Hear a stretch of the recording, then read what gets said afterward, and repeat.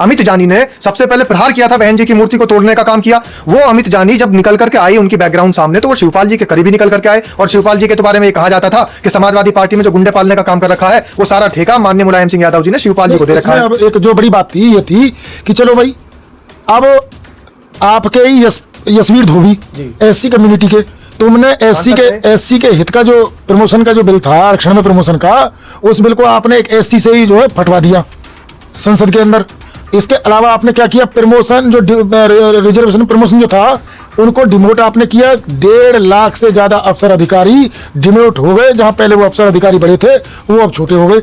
ये किसने किया? ये आपने किया। और मैं आपको बता दूं, जब आप सत्ता में थे ना, तो आपकी सरकार से 1 महीने पहले तक, यानी कि जिस दिन आप पावर में आते हो उससे पहले तक, बहन कुमारी मायावती जी ने SC ST के छात्रों के लिए फीस प्रतिपूर्ति यानी कि फी रीइंबर्समेंट की जो स्कीम थी 100% लागू की हुई थी कि कॉलेज, चाहे वो MBA कराने वाला हो, लॉ कराने वाला हो, मेडिकल वाला हो, कोई भी हो, किसी भी फील्ड में, यदि अनुसूचित जाति का बच्चा जिसने इंटर पास कर रखी है और प्राइवेट कॉलेज में पढ़ने के लिए दाखिला लेगा तो फीस उसकी सरकार भरेगी। और मैं बता, इसको उन्होंने रोका, इसको उन्होंने बंद किया। वकील साहब जो बात बता रहे हैं उसका मैं उदाहरण दे दूं। जिस समय मैं लॉ की डिग्री हासिल कर रहा था, लॉ की पढ़ाई कर रहा था, LLB की, उस समय मेरा जो क्लासमेट था लड़का, सुरेंद्र सिंह चमार उसका नाम है, नाम के आगे भी सुरेंद्र लगाते हैं, भूपेंद्र पाल सिंह चमार, बहुत सारे समाज के लोग जानते होंगे, विश्व दलित परिषद के जो संस्थापक हैं, अंतरराष्ट्रीय विश्व दलित परिषद के। तो सुरेंद्र पाल सिंह चमार मेरे साथ पढ़ता था। मैं सेमेस्टर वाइज जो फीस जाती थी मेरी 10,000 रुपए से ज्यादा फीस उस समय जाती थी, और उस सुरेंद्र पाल सिंह चमार की फीस बिल्कुल 0 होती थी। वो सिर्फ इसलिए होती थी क्योंकि बहन जी ने जितना भी काम किया था अनुसूचित जाति के लिए, जनजाति के लिए, आदिवासियों के लिए, दलित समाज के लिए, शोषित समाज के लिए, वो सारा लागू हो रहा था। तो बहुत सारे जो दलित समाज के बच्चे थे उस टाइम वकालत भी पढ़ लेते थे और MBA भी कर लेते थे, फ्री में हो जाता। मैं आपके सामने में बैठा हूं, मेरी वकालत भी उसी फीस प्रतिपूर्ति से हुई है जी। सच बात तो ये थी कि छात्रावास अलग से नहीं। यस, डॉक्टर अम्बेडकर हॉस्टल था जिसमें 500 बेड थे ग्रेटर नोएडा के अंदर, और उस समय 500 के 500 हाउस फुल होते थे। कैसे फुल हो जाते थे? बलिया, बस्ती, गोरखपुर, पूर्वांचल के जिले, इसके अलावा आप चले जाइए बुंदेलखंड, जहां बच्चे कम उम्र में मजदूरी करने लग जाते थे। लेकिन बहन जी के आशीर्वाद से उनको ये सहारा मिला कि चलो हमारे घर में भी बच्चे ने इंटर कर लिया, अब हमारा बच्चा ग्रेट नोएडा पढ़ने चला जाएगा, रहेगा कहाँ? अब तो बहन जी ने वहां कर दिया इंतजाम। अरे यहाँ 10,000 से कम में कमरा नहीं मिलता था, 5,000 से कम में कमरा नहीं मिलता था उस टाइम पे भी। आज 10,000 का नहीं मिल रहा, उस टाइम 5,000 का नहीं मिलता था। तब बहन मायावती जी ने doctor Ambedkar SC ST hostel बनाया ग्रेट नोएडा में 500 बेड का, और लड़कियों के लिए बनाया था 62 में। जो लोग नहीं जानते वो समझ लो, बहन जी ने लड़कियों के लिए इधर बनाया, जिसको अखिलेश यादव ने पूरी तरीके से खत्म कर दिया। और नोएडा, ग्रेट नोएडा बना, उसका इन्होंने याल किया। और दूसरा, नोएडा के अंदर बहन मायावती जी ने डॉक्टर अम्बेडकर जिला चिकित्सालय बनाया था साहब जी, उसका अखिलेश यादव जी ने संयुक्त जिला चिकित्सालय कर दिया, डॉक्टर भीमराव अंबेडकर जिला चिकित्सालय का नाम बदल करके। भाई तुमने बाबा साहब का नाम बदला, तुमने बहन जी की मूर्ति पर तोड़ा चढ़ाया, तुमने मान्यवर काशीराम साहब के नाम से बनाए हुए जिले और तमाम तरीके की चीजों को, और तो और तुम पे तो इतना भी बर्दाश्त नहीं हुआ कि उसमें लखनऊ में जो आपने जनेश्वर मिश्र पार्क का नाम रखा, तुमने बनाया भाई, वो अम्बेडकर पार्क आपने बनाया, वो बहन मायावती जी बना रही हैं, मान्यवर काशीराम साहब के नाम से बना रही हैं, तुम उसे जनेश्वर मिश्र कर रहे हो। आज कह रहे हो जी हमसे गलती, और गलती भी तुम सार्वजनिक रूप से नहीं मांग रही। माफी भी आज तक आपने एक प्रेस कॉन्फ्रेंस नहीं करी कि जिसमें अखिलेश यादव बैठे हो और उन्होंने माफी मांगी हो समाज से कि मैं, मेरे से उद्दंडता हुई है, मेरे से जो ये खामी रह गई है, मैंने जो गलत किया, मैं आपके हाथ जोड़ता हूँ, पाम पड़ता हूँ। नमस्कार, क्या हाल चाल है? सब ठीक है? बहुत बढ़िया, बहुत बढ़िया। अपना और अपने को ख्याल रखो, और जब टाइम मिले तो वीडियो जरूर देखो। देसी देख, बिगर ब्रेक, बगैर लाग लपेट, बिल्कुल देसी अंदाज में। मैं विपिन बेबाक, और मेरे साथ वकील साहब राक्षस जी, और बराबर में इन्हें तो पहचानते ही होगी, कोई बात नहीं। जय हिंद, जय भीम, सत श्री अकाल, आदाब। मेरा नाम है शादाब। शादाब जी हैं ये। 2 घंटा तक तो वहाँ लगे रहे, लगातार आपको खबर दिखाते रहे, और फिर तैयार हैं। देख लो कितनी एनर्जी है। तो वकील साहब स्वागत है, आज को प्रोग्राम बहुत बढ़िया रहो, मुबारक हो साहब। आपको भी बहुत बहुत बधाई। और आप स्वराज टाइम्स और बेबाक जो आपका अंदाज है, बेबाक जी, आपके लिए भी बहुत बहुत बधाई। भाई शादाब रिजवी जी के लिए बधाई, जो पूरी ऊर्जा और एनर्जी के साथ में कार्यक्रमों को अपना, उनकी जो समीक्षा करते हैं, संचालन करते हैं और उन्हें जनता तक पहुंचाते हैं। और खास शुक्रिया और धन्यवाद उनका जो प्रोग्राम में नहीं पहुंच पाए, लेकिन आपके चैनल के माध्यम से जिन्होंने अपने काम धंधे छोड़कर 2 घंटे तक लाइव आपको देखा। टकाटक देखते रहे, एकदम टकटकी लगा गए। बहुत बड़ी बात है, देखना भी बहुत बड़ी बात है। आपने बिल्कुल पूरा हक अदा कर दिया। 2-2 हजार आदमी लाइव देखते रहे, खबर हमको एक एक चीज को देखते रहे और समझते रहे। अब आपने सारी चीज समझ ली होगी, देख ली होगी लोगों में कितना उत्साह है, कितनों आगे बढ़ने के नहीं। यहाँ उत्तर प्रदेश में 27 में सरकार बनाने के नहीं, कितने लोग उत्सुक हैं। अब वहाँ में आपकी भूमिका अहम है। देख रहे हो, अहम है। लेकिन एक जिम्मेवारी और है आपकी जिम्मेवारी है कि जो खबर आपको मिल रही है, इन खबरन को आप अपने फ़ोन के सहारे थे, अंगूठा के सहारे थे, आगे को ठोकते रहो, लगातार ठोकते रहो, यानी कि भेजते रहो। जब ये चीज़ें तो और लोगों तक पहुंचेंगी तो वहाँ अपना असर छोड़ेंगी और आने वाले 27 में सहूलियत रहेगी। तो अब आगे को हर वीडियो को ठोकते रहो, ठोकते रहो, ठोकते रहो, दूसरे के फ़ोन तक पहुंचा दो। और एक हमारा आह्वान, मान्यवर साहब कांशीराम को भारत रत्न दिलाने की हम लगातार मांग कर रहे हैं और सबसे पहले हमने मांग स्टार्ट की थी, साल भर हो गया है, लगातार हम मांग करते चले आ रहे हैं, लेकिन अभी तक कोई रिजल्ट नजर नहीं आ रहा है। और रिजल्ट क्यों नहीं नजर आ रहा है? क्योंकि समाज के तमाम साथी सिर्फ और सिर्फ इस बात को सुन करके इग्नोर कर देते हैं। मान्यवर साहब कांशीराम ने कहा था कि ये सोया हुआ समाज है, इसको जगाने की जरूरत है, तो हम जगाने के साथ साथ ये भी कह रहे हैं कि जो जगाने वाला है उस व्यक्ति के लिए भारत रत्न बहुत ज्यादा जरूरी है। और ऐसी महान व्यक्तित्व को अगर हम भारत रत्न नहीं दिला पाए तो कम से कम हमारे आने वाली नस्लें हमें कोसेंगी कि हमारे जो पूर्वज थे, हमारे जो घर के लोग थे, वो मान्यवर साहब कांशीराम को भारत रत्न क्यों नहीं दिला पाए। तो इसलिए आप लोगों से यही आह्वान रहता है कि ये मांग वाली वीडियो दूसरों के मोबाइल तक भेज दिया करें, ताकि ये जो हमारी मांग है ये विश्वव्यापी बन जाए। देशव्यापी नहीं बनानी है, विश्वव्यापी बनानी है, क्योंकि विश्व विख्यात है वो महान शख्सियत जिसका नाम मान्यवर साहब कांशीराम है। अब मेरी व्यक्तिगत राय ये कह रही है, यानी कि मोह ऐसा आभास है रो कि आने वाले वक्त में बहुत जल्दी 14 से पहले ही मान्यवर साहब को भारत रत्न मिलने वालों है। ये बात बिल्कुल पक्की है, स्टाम्प पे लिख लो, 100% मिलने वालों है। और सरकार कौन सी देगी? मेरे ख्याल से तो यही सरकार देने वाली है। और एक खबर और चल रही है, वह खबर है भी सुन लो। राहुल गांधी ने प्रधानमंत्री को चिट्ठी लिखी है कि मान्यवर साहब को भारत रत्न देना चाहिए। अब सवाल उन्होंने, आप सवाल करोगे कि भाई जब कांग्रेस की सरकार ही चुना दियो, तो कांग्रेस की सरकार की भी उन्होंने अपनी बात कह दी है कि जी हम पे गलती हुई है, हमने ना दियो, सादा ब्रिज भी। देखिए, सबसे बड़ी बात तो यह है उन्होंने अपनी गलती मानी है, लेकिन सबसे बड़ी बात यह भी निकल करके सामने आ रही है कि राहुल गांधी जिस तरीके से पल्ला झाड़ रहे हैं कि हमसे गलती हो गई, हम मांग कर रहे हैं। 2004 के बाद से लेकर जब तक मान्यवर साहब कांशीराम थे 2006 तक, तब तक भी मान्यवर साहब कांशीराम को भारत रत्न दिलाने की मांग नहीं की गई। लेकिन गलती के साथ साथ एक और कांग्रेस का बयान आ रहा है जो बड़ा जहरीला बयान है, और वो जहरीला बयान ये है कि हम तो मान्यवर साहब कांशीराम को सीएम बनाना चाहते थे। अरे मान्यवर साहब कांशीराम को तो राष्ट्रपति बनाने का भी एक तरफ उनको कहीं ना कहीं से ऑफर मिला था, और कहीं से क्या, मैं सीधी तौर पर बता दूं, भारतीय जनता पार्टी से ही मिला था। तो भारतीय जनता पार्टी का वो ऑफर ठुकरा दिया। तो जो व्यक्ति खुद राष्ट्रपति नहीं बनना चाहता था वो मुख्यमंत्री कैसे बनेगा? तो इसलिए कांग्रेस की जो सरकार है, या जो कांग्रेस के लोग हैं, या जो विपक्ष के नेता हैं, वो सिर्फ और सिर्फ बहुजन समाज के लोगों को बहकाने, फुसलाने का, बरगलाने का काम कर रहे हैं। मान्यवर साहब कांशीराम पहले भी भारत रत्न के हकदार थे, भारत रत्न के आज भी हकदार हैं, और हमेशा रहेंगे जब तक भारत रत्न नहीं मिल जाता। और राहुल गांधी सिर्फ इसलिए इस बात को कर रहे हैं क्योंकि उन्हीं के नेता हैं। और बेबाक जी, आपको मैं बता दूं कि खुद सैयद मसनून जो कांग्रेस के नेता हैं, उन्होंने ये बात कही है लोगों के सामने आकर के, सार्वजनिक रूप से उन्होंने ये बात कही है कि अखिलेश यादव से मुसलमानों का मोहभंग हो चुका है, मुसलमान जो है अखिलेश यादव को वोट नहीं देंगे। चलिए ठीक है, उन्होंने सच बयान कर दिया, लेकिन ये बात एक कांग्रेस के नेता कह रहे हैं। कांग्रेस वो पार्टी जो समाजवादी पार्टी की साथी पार्टी है, जो दोनों लोग इंडिया गठबंधन का हिस्सा हैं, लेकिन कांग्रेस समाजवादी पार्टी की साथी होने के बावजूद भी इस तरीके की बात समाजवादी पार्टी के लिए बोल रही है, तो समझ लीजिए कहीं ना कहीं अंदर खाने खटास है दोनों लोगों के बीच में, दोनों पार्टियों के बीच में। तो अब जब खटास हो चुका है, लोगों के सामने जगजाहिर नहीं हो रहा है, ये अलग बात है, तो अब किसी ना किसी पार्टी को इनको साथी चाहिए। कांग्रेस को भी साथी चाहिए। अब साथी नहीं मिल पा रहा है। बसपा सुप्रीमो बहन मायावती ने बिल्कुल मना कर दिया, जो सीक्रेट ऑफर दिए थे कांग्रेस ने वो भी ठुकरा दिए, और ये बोल दिया हम अकेले अपने दम पर चुनाव लड़ करके 2027 में सरकार बना करके दिखाएंगे। तो यहां से कांग्रेस की रणनीति शुरू हो जाती है, साजिशें शुरू हो जाती है। अब उन्होंने कहा कि अगर ये गठबंधन नहीं कर रही हैं तो कोई बात नहीं, मान्यवर साहब कांशीराम तो है, उनके नाम पर लोगों को बहकाएंगे, फुसलाएंगे, और बार बार उन्हीं का नाम लेकर के इन्हीं के वोट में सेंधमारी करेंगे।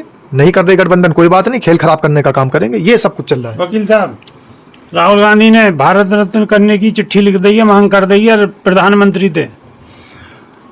भाई वही बात आ रही है निकल के यहाँ, जो भी हमारे भाई सादाब जी ने कही कि आप इनका चरित्र देखिए। किसी भी नेता का चरित्र तब देखिए जब वो सत्ता में हो, जब वो पावर में हो।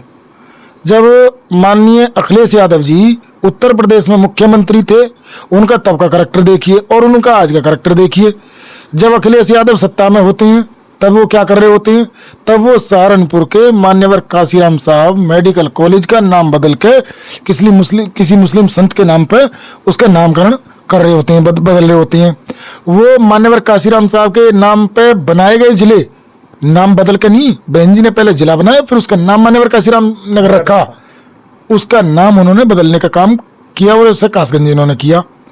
हमारे ही इस गौतम बुद्ध नगर के अंदर उत्तर प्रदेश की सरकार बहन कुमारी मायावती जी के शासनकाल में एक मेडिकल कॉलेज बनाती है जिसका नाम था कांसीराम मल्टी स्पेशलिटी कॉलेज, जो है हॉस्पिटल ग्रेट नोएडा गौतम बुद्ध नगर कासना हॉस्पिटल मल्टी स्पेशलिटी।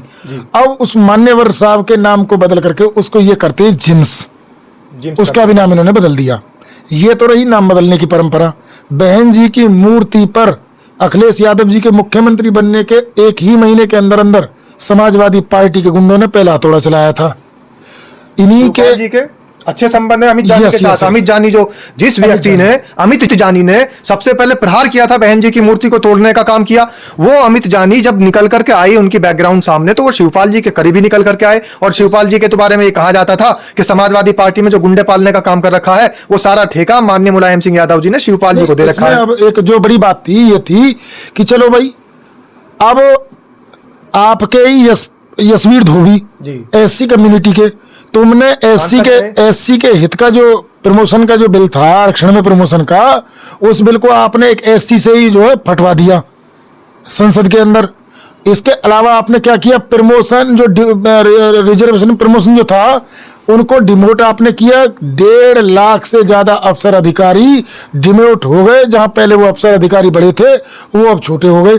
ये किसने किया, ये आपने किया। और मैं आपको बता दूं, जब आप सत्ता में थे ना तो आपकी सरकार से 1 महीने पहले तक, यानी कि जिस दिन आप पावर में आते हो उससे पहले तक बहन कुमारी मायावती जी ने SC ST के छात्रों के लिए फीस प्रतिपूर्ति यानी कि फी रीइंबर्समेंट की जो स्कीम थी 100% लागू की हुई थी कि कॉलेज चाहे वो MBA कराने वाला हो, लॉ कराने वाला हो, मेडिकल वाला हो, कोई भी हो, किसी भी फील्ड में यदि अनुसूचित जाति का बच्चा जिसने इंटर पास कर रखी है और प्राइवेट कॉलेज में पढ़ने के लिए दाखिला लेगा तो फीस उसकी सरकार भरेगी। और मैं बता और इसको उन्होंने रोका, इसको उन्होंने बंद किया। वकील साहब जो बात बता रहे हैं उसका मैं उदाहरण दे दूं।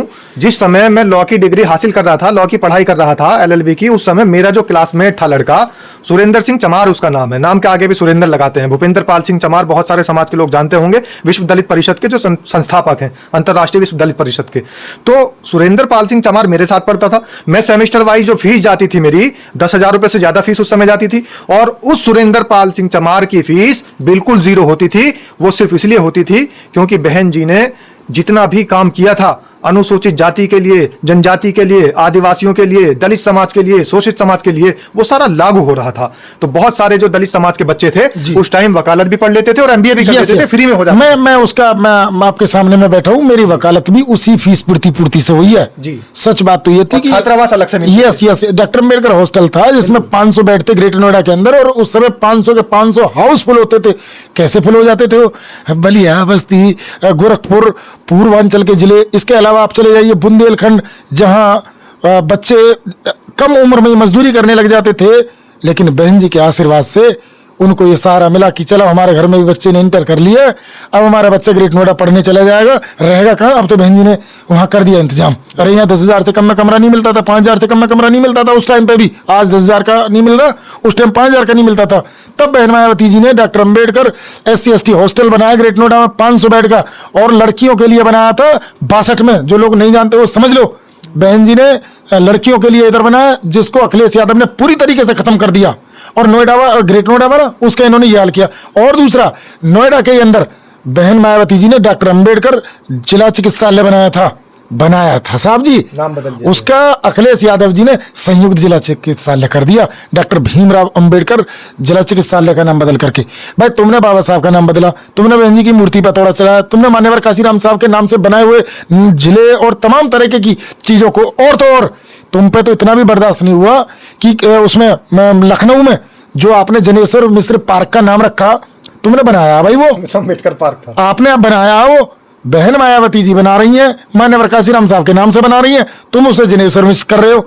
आज कह रहे हो जी हमसे गलती, और गलती भी तुम सार्वजनिक रूप से नहीं मांग रहे, माफी भी आज तक आपने एक प्रेस कॉन्फ्रेंस नहीं करी कि जिसमें अखिलेश यादव बैठे हो और उन्होंने माफी मांगी हो समाज से कि मैं, मेरे से उद्दंडता हुई है, मेरे से जो ये खामी रह गई है, मैंने जो गलत किया, मैं आपके हाथ जोड़ता हूं, पाम पड़ता हूं।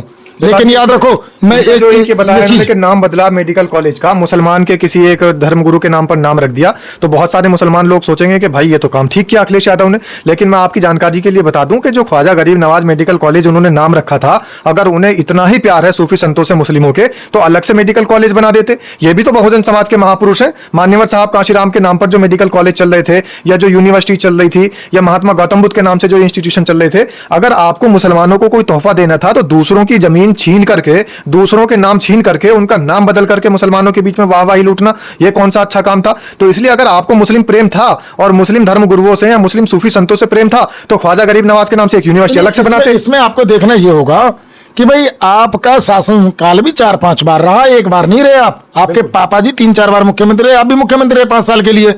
बहन कुमारी मायावती जी आपसे ठीक पहले लखनऊ के अंदर उर्दू, अरबी, फारसी विश्वविद्यालय बना रही हैं, आप की नजर उस पर भी पड़ी।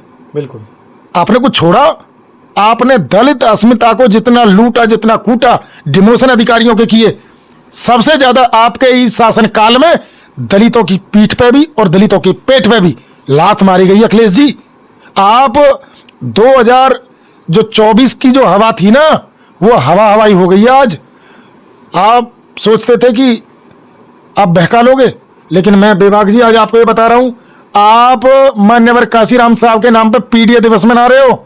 बहन कुमारी मायावती जी ने आज एक बहुत बड़ी लकीर खींची है। हालांकि उनकी करनी कथनी में कभी कोई अंतर नहीं रहा, वो जैसी हैं वैसी हैं, जैसे वो करती हैं डंके की चोट पर करती हैं। आज उन्होंने नोएडा के राष्ट्रीय दलित प्रेरणा स्थल के अंदर यहां जो प्रोग्राम हुआ है, जो 6 मंडल और उत्तराखंड राज्य के भारी प्रशंसक बहुजन समाज पार्टी के समर्थक जो यहां आए, जो प्रोग्राम हुआ है वो बौद्ध परंपरा के अनुसार हुआ है। देश के 5 विख्यात विद्वान, पीएचडी स्कॉलर, जो अपनी लाइफ को पूरी तरीके से समाज के लिए लगा चुके हैं, ऐसे 5 संतों को बुला करके बहन मायावती जी ने नोएडा में प्रोग्राम करवाया है। ऐसा ही लखनऊ में करवाया है, सारी जगह पर यही है। ऐसे ही भरतपुर में हुआ है। तो भैया कब फॉलो कर रहे हो जो अंबेडकरवाद को फॉलो करने की जो आप नौटंकी कर रहे हो?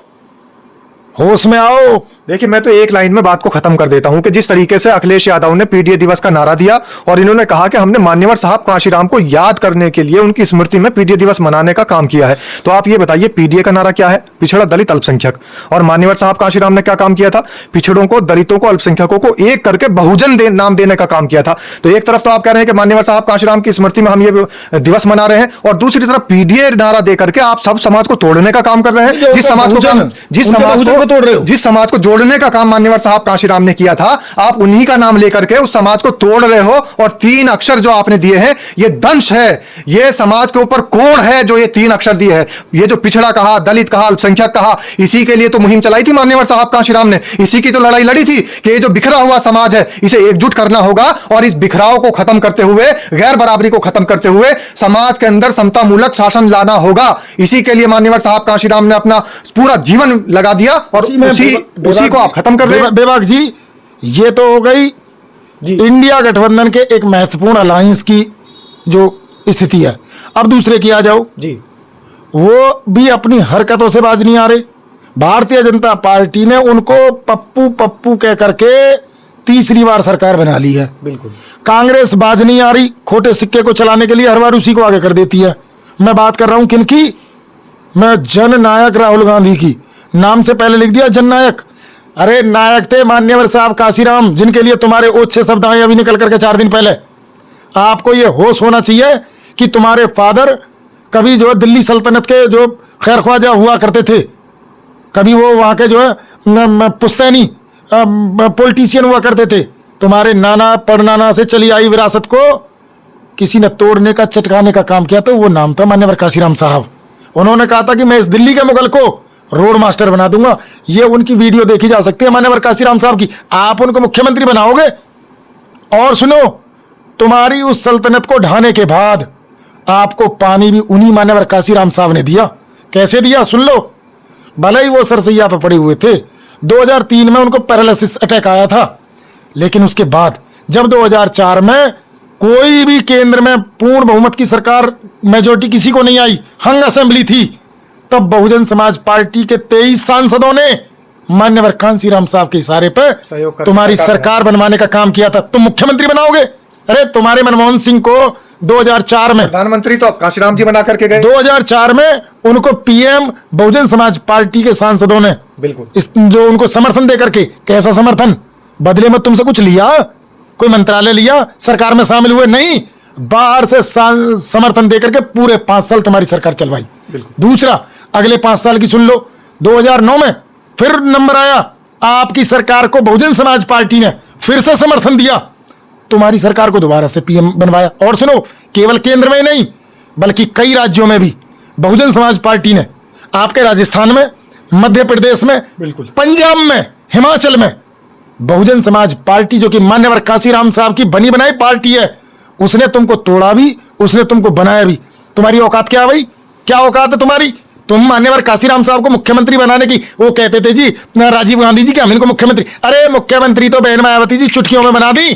3 बार मान्यवर कांसीराम साहब ने बहन जी को सीएम बनाया, 1 बार मुलायम सिंह जी को सीएम बनाया, किसने बनाया? पीएम बनाया। 2 बार मनमोहन सिंह जी को पीएम बनाया। और सुन लो, तुम्हारे इग्गी दिग्गी राजन की हवा टाइट कर दी। अब मोदी जी को कब उतारोगे ये तो बता दो। समय आ चुका है, 2029 की तैयारी चल रही, 2027 में मुख्यमंत्री। आप हमें बताइए बेबाक जी, कांग्रेस की बात तो खत्म, कांग्रेस तो खुद खत्म है। बेबाक जी, अब आप ये बताओ कि बीजेपी को कैसे उतारोगे? बेबाक जी, बिल्कुल हम उसी बात पे आ रहे हैं जितनी हमने चर्चा करी है आपके इसी चैनल पे। आपके भाई वो लोग आएंगे और कमेंट लिखेंगे और कहेंगे कि देख लो ये बसपा वाले हैं और ये भाजपा पे तो हमला करते नहीं है, कांग्रेस पे और कांग्रेस और सपा पे ये कोई सत्ता में जो इन पर हमला कर रहे हो। अरे हम हमला नहीं कर रहे, हम तुम्हारी झूठ का पर्दाफाश कर रहे हैं। भारतीय जनता पार्टी तो दुश्मन है, वो दिखाई देती है, उससे हम लड़ रहे हैं। और सुनो, आपकी जो नीयत में खोट है, आप चाह रहे हो कि फ्री में दलित आकर के हमारी सरकार बनवा दे, पीछे लग जाए हमारे, तुम मुखिया बन जाओगे। आज का दलित वो दलित है जिसको मान्यवर साहब मसीहा कांसीराम ने जगाया है, उसके स्वाभिमान को जिंदा किया है, उसको शासक बनने की भूख पैदा की है। और सुनो, तुम क्या रहोगे भारतीय जनता पार्टी को? भारतीय जनता पार्टी की भी नसबंदी करने का काम उन्हीं मान्यवर कांसीराम साहब ने किया था। याद है 91 याद होगा ना, 1991 जिस टाइम पे हिंदू आंदोलन, आप जानते हो बाबरी मस्जिद और मंदिर आंदोलन जब तूफान पे था, यही मान्यवर कांसीराम साहब थे कि इतने ऊंची चढ़ी भारतीय जनता पार्टी को किसके कंधों पे चल रही थी। आज जिस प्रकार दो लोगों की जोड़ी है, किनकी? मोदी और अमित शाह की, या मोदी और योगी की। योगी तो बहुत छोटी चीज है, अमित शाह बड़ी चीज है। उस समय अटल आडवाणी की जोड़ी होती थी। अटल आडवाणी की जोड़ी को उसी हिंदी बेल्ट में, उसी जो गाय बेल्ट में, काव बेल्ट में, उसी में पटकनी देने का जिन्होंने काम किया ना, उनका नाम मान्यवर कांसीराम साहब है। और आज की बात सुन लो, आप बेबाक जी पूछना चाह रहे हो अपने दर्शकों की तरफ से, तो मैं आपको बता दूं, कभी भी भाजपा विरोधी वोटों को जोड़ करके भाजपा को हराने का सपना जैसे कांग्रेस देख रही है, सपा देख रही है, उससे काम चलने वाला नहीं है। भारतीय जनता पार्टी किसी राज्य में 40% वोट ले रही है, कहीं कहीं तो 50% को भी पार कर जा रही है। ऐसे में तुम विरोधी वोटों को जोड़ करके उसको हरा पाओगे? भारतीय जनता पार्टी को हराने के लिए हमें उस वोटर तक पहुंचना पड़ेगा जो फूल का बटन दबा रहा है। और ये काम, और सुन लो, ये काम किया फूल का बटन दबाने वाला भी हमारा भाई है। बिल्कुल, वो गलती से फूल का बटन दबा रहा है और आज 3 बार वो लोकसभा में फूल का बटन दबा चुका है। इनकी बेवकूफी के कारण कैसे वो गेंद उछालते हैं और टप छक्का लग जाता है। छक्का काय का लगता है? हिंदू मुस्लिम का तड़का लगता है। भाजपा की पिच होती है और ये लोग उस पर ट्रैप हो जाते हैं। आज हमको हिंदू मुस्लिम नहीं, इस देश को बेरोजगारी से निजात चाहिए, इस देश को जो लिंग्विस्टिक प्रॉब्लम्स है उनसे निजात चाहिए, इस देश के युवाओं को काम चाहिए। असली मुद्दों पे चर्चा नहीं करोगे, हिंदू मुस्लिम करवाओगे, भाजपा भी करेगी, तुम भी करवाओगे। बहुजन समाज पार्टी संविधानवादी पार्टी है, संवैधानिक मूल्यों का संवर्धन करने के लिए जानी जाती है, लॉ एंड ऑर्डर के लिए जानी जाती है। ये ना तो ठाकुर बामन बनिया की, ना दलित चूड़े चमारों की, बहुजन समाज पार्टी देश के प्रत्येक नागरिक की पार्टी है, उसकी पार्टी है जो समता में विश्वास करता हो।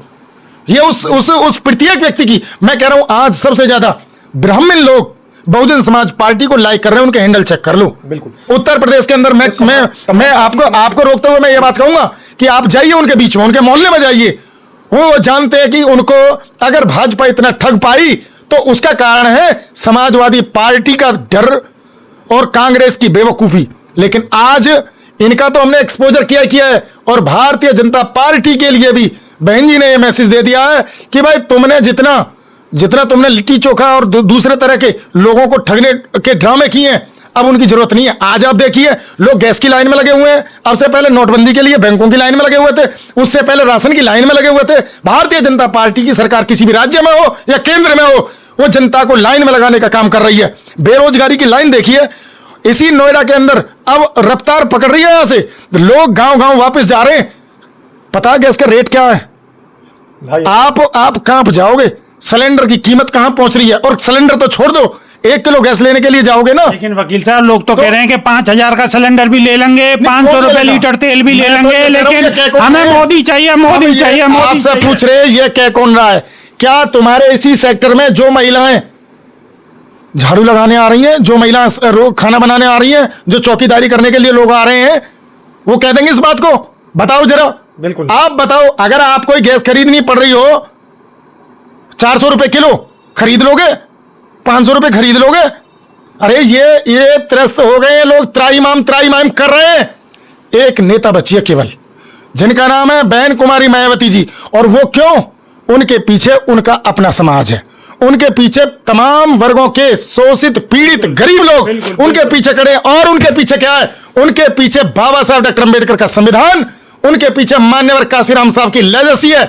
आज मान्यवर काशीराम साहब के जन्म दिवस पे बेवाक जी 9 राज्यों में जबरदस्त प्रोग्राम देखने को मिले हैं। दलित कहां खड़ा है? आज आपने देख लिया, बहुजन समाज पार्टी के साथ खड़ा है। पिछड़े कहां खड़े हैं? बसपा के साथ खड़े हैं।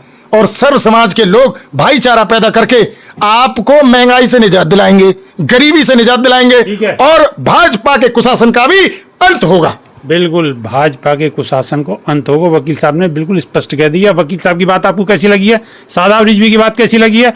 और मेरे सवाल कैसे लगे हैं? कमेंट के माध्यम से बताने पड़ेंगे। और बाकी नहीं क्या करना पड़ेगा? बाकी नहीं, आपके हाथ में फोन में बटन है, वह बटन को दबाते रहो और ठोकते रहो, दूसरे के फोन तक पहुंचा दो। बहुत बहुत धन्यवाद, बहुत बहुत शुक्रिया, थैंक यू, बहुत बहुत धन्यवाद, बहुत बहुत साहब धन्यवाद। और सभी हमारे जो क्रांतिकारी दर्शक हैं उनसे एक ही आह्वान है कि जो वीडियो है, जो वकील साहब अभी बोल रहे थे राक्षस जी, इस बात को अपने मोबाइल तक बिल्कुल नहीं रखना है, दूसरों तक पहुंचा देना है, ताकि समाज के तमाम लोग इस बात को समझ जाएं कि आखिर समाज में चल क्या रहा है। गुमराही जो चल रही है उससे पर्दा उठ सकेगा। इनकी बातें सुनकर के समाज जागरूक होगा, और समाज को जागरूक करने का काम ही मान्यवर साहब काशीराम का था, और समाज को जागरूक करने का काम ही हमारे तमाम महापुरुषों का था। इसलिए मोबाइल में ये वीडियो मत रखिएगा, दूसरों के मोबाइल तक भेज दीजिएगा। जय भीम, जय संविधान, नमो बुद्धाय। नमस्कार।